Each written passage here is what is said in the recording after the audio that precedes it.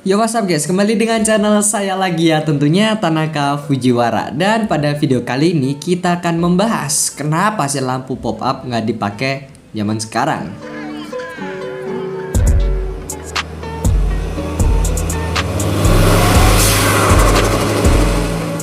Siapa di sini yang nggak tahu lampu pop up coy? Model lampu yang bisa ciluba atau kedap-kedip ini. Lucu. Dan banyak orang itu nyebut kalau lampu model ini tuh genit gitu ya kan. Karena bisa ya gitu, lucu banget.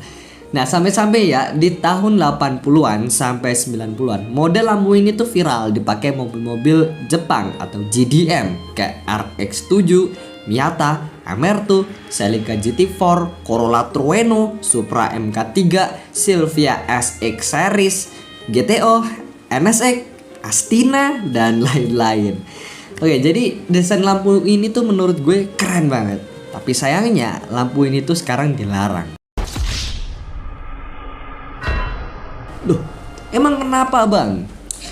Jadi gini, sebenarnya lampu pop up ini tuh punya kesan yang mewah, futuristik, dan aerodinamis tentunya. Tapi pas posisi lampu ketutup ya, jadi aerodinamis dan unik aja gitu ya kan. Apalagi posisi pas mau nutup kayak sembunyi gitu dan langsung nyatu ke kap mesin sama bumper mobil. Terus pas mau diaktifin atau dibuka itu lucu aja gitu, kayak bangun gitu dan bisa melek gitu mobil. Ya kan?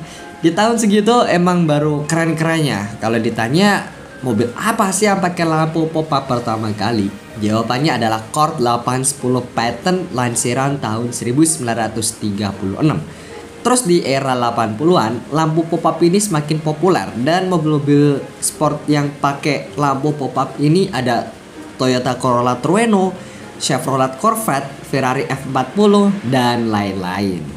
Tapi sayangnya perlu kalian tahu nih ya, mobil sama fitur model headlamp pop up ini tuh udah dilarang dan nggak bakalan dipakai lagi ke mobil terbaru gitu ya kan, model terbaru. Oke, keberadaan lampu pop up ini tuh udah langka ditemuin lagi karena alasan regulasi coy. Fuck regulasi, gue suka mobil model lampu kayak gini gitu ya kan. Pasti dicari siapa sih yang ngelarang, siapa sih yang bikin regulasi mobil model lampu pop up ini tuh dilarang gitu. Nggak ada pihak coy kan. Oh alah Jan, siapa yang bilang mobil apa namanya, bukan siapa yang bilang sih, ada yang bilang gitu ya kan, mobil lampu pop up ini tuh nggak aerodinamis sampai belum memenuhi aspek keselamatan buat pejalan kaki saat terjadi tabrakan. Bego yang jalan gitu ya, udah jelas itu mobil ya.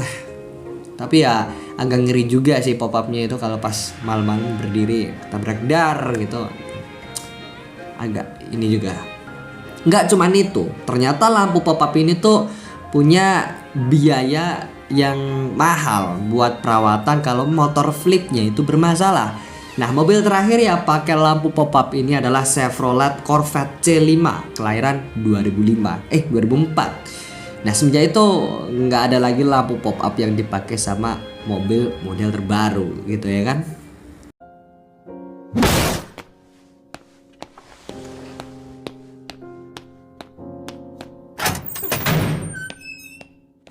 Dulunya nih ya, jenis lampu pop up ini tuh diperbolehkan sama regulasi dengan alasan ya visibilitas gitu.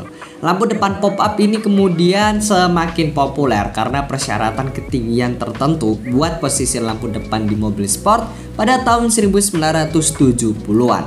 Ya, tahu sendirilah kalian kalau mobil sport itu punya desain yang ceper atau rendah. Nah, pabrikan pun udah gimana ya, udah ngeliat konsep lampu pop up ini tuh bisa menggabungkan aspek estetika mobil yang semakin menarik, diposisikan sorot lampu yang tingginya itu cukup.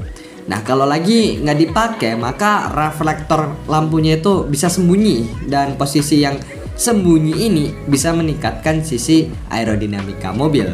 Lantas nih ya, sejak tahun 1970-an model lampu ini tuh terus jadi populer. Misalnya dipakai ke Saab Sonet 3 tahun 1973, Honda Accord 1989, BMW 840 Ci Sport, sampai yang paling populer itu Mazda Miata dan Mazda Astina coy.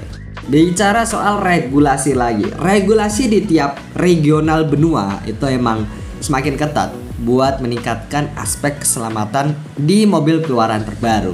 Nah, menurut regulasinya ini, lampu pop-up ini tuh cukup berbahaya dari sisi keselamatan karena punya area permukaan yang tajam gitu dan dianggap terlalu berbahaya pas suatu saat menabrak pejalan kaki. Oke, jadi kalian tahu kan, fungsi lampu pop-up itu buat nabrak orang, guys.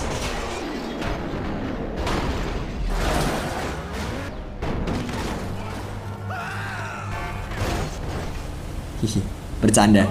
Nah, berbicara soal larangan penggunaan lampu pop-up ini ke mobil coy, di antaranya melalui keberadaan Europe Design Laws yang diumumkan sama Europe Commission tahun 2004. Para peraturan itu mengharuskan bagian depan mobil itu bisa dengan mudah berubah bentuk buat melindungi pejalan kaki kalau amit-amit terjadi kecelakaan gitu ya kan. Karena keberadaan lampu pop-up ini tuh gimana ya, sulit lah buat mematuhi undang-undang ini gitu kan. Karena model lampu utamanya itu emang lebih menonjol dibandingkan desain mobil secara keseluruhan. Ya meskipun gitu, peraturan itu cuma ditujukan buat kendaraan yang diproduksi di Eropa gitu kan. Tapi ya imbasnya mobil-mobil tersebut juga dipasarkan ke secara global gitu kan, termasuk di Amerika Serikat dan Asia. Jadi ya seiring berjalannya waktu berkuranglah juga mobil-mobil yang pakai lampu model pop-up ini coy. Jadi gitu. Ditambah lagi nih ya, melalui peraturan National Highway Traffic Safety Administration Standard nomor 108 tertulis persyaratan buat perangkat lampu utama ke sebuah kendaraan yang berbunyi, setiap terjadi malfungsi sama komponen yang mengontrol atau menghantarkan daya listrik, maka jika menggunakan lampu yang tersembunyi harus bisa dibuka tanpa membutuhkan perangkat tambahan apapun. Lampu utama ini juga harus tetap terbuka kecuali ditutup secara paksa. Ya gitulah bunyinya. Regulasi ini tuh emang diterapin buat menghindari malfungsi motor lampu pas musim dingin gitu ya kan. Nah, dua peraturan di atas tadi itu antara lain ya maksa buat perusahaan otomotif itu buat ngehentiin desain lampu model pop-up ini coy. Ya daripada menciptakan dua varian headlamp gitu ya kan. Jadi ya pabrikan mobil ini tuh mutusin kalau nggak pakai lampu model pop-up lagi gitu ya kan, biar lebih efisien juga. Dan lagi pula bakalan ada proses buka tutup lampu yang apa namanya buat high beam atau pass beam di siang hari. Jadi ya kurang praktis gitu ya kan. Akibatnya ya para produsen otomotif mulai berinovasi buat teknologi lampu yang bisa diukur nih ketinggian pancaran cahayanya sesuai kebutuhan pengendara. Lanjut, lampu pop-up ini tuh juga rumit lah secara mekanis dan mahal juga produksinya.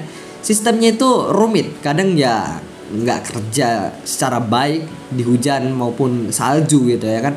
Nah, dalam sebuah sistem lampu pop-up ini terdapat seenggaknya ada dua motor atau sistem vakum buat buka tutup lensa reflektor ini. Jadi ya selain itu terdapat juga housing ke headlamp yang ada beberapa bagian lain supaya perancangannya lebih proporsional gitu ya kan. Terus ada juga nih Mazda RX-7 FC pakai lampu mekanisme paralelogram sama lensa khusus yang memungkinkan kalau berkedip buat high beam itu tanpa memunculkan lampu gitu kan. Nah ini inovasi gitu ya kan coy. Dan motor lipat lampunya itu kadang nggak kerja pas kondisi di bawah salju. Dan sistem retract di lampu tersebut itu kadang macet di tengah jalan ketika suhu sangat dingin. Dan di negara subtropis gitu ya kan. Ya emang sih lampu itu bisa segera diperbaiki, tapi ya ongkosnya sama sekali nggak murah gitu ya kan. Mobil model headlamp pop-up yang dulunya dianggap sebagai fitur keren dan unik, tapi sekarang semakin langka dan bahkan ya udah dihentiin produksinya sama produsen otomotif. Mungkin sekarang udah nggak ada lagi ya. Gue nggak pernah ngelihat sejak tahun 2010-an nggak pernah ngelihat lampu pop-up gitu ya kan di mobil model-model segituan sampai sekarang. Jadi ya alasan dibalik keputusan semua ini tuh tentu aja keselamatan pengemudi dan penumpang gitu ya kan. Ya meskipun si pop up ini ngasih desain kesan futuristik, tapi ya lampu pop up ini tuh bisa jadi menimbulkan resiko keamanan gitu ya kan, terutama dalam hal kecelakaan.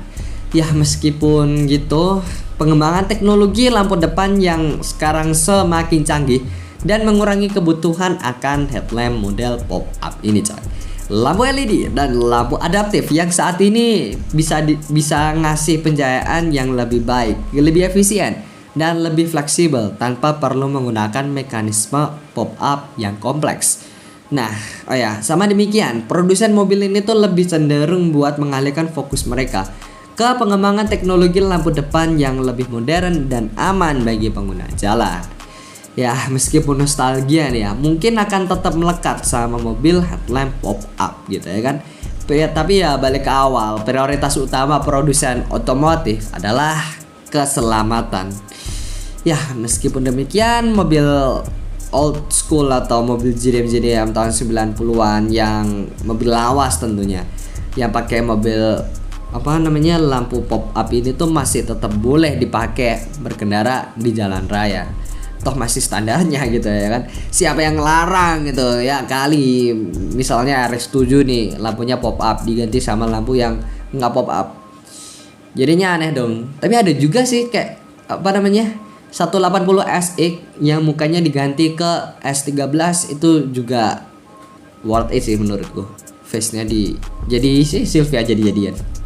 Oke segitu aja, terima kasih yang udah nonton. Jangan lupa like, komen, dan subscribe sebanyak-banyaknya agar channel ini tambah berkembang. Terima kasih dan selamat bertemu di konten selanjutnya.